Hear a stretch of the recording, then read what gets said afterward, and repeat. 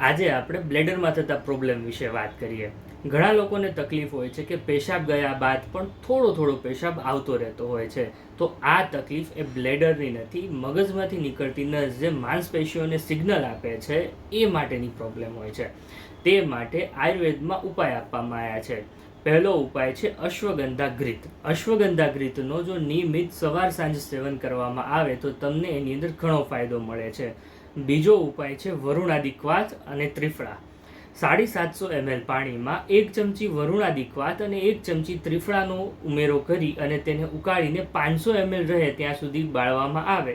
ત્યાર પછી એને ઘૂંટડે ઘૂંટડે કરીને દિવસ દરમિયાન પીવામાં આવે તો તેનાથી તમને બ્લેડરમાં થતો આ પ્રોબ્લેમ મટી શકે છે.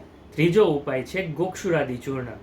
ગોક્ષુરાદિ ચૂર્ણમાં ગોખરુની ક્વાથની ભાવના આપીને તે ચૂર્ણનું નિત્ય સેવન કરવામાં આવે તો તમને આ પ્રોબ્લેમમાંથી રાહત મળે છે.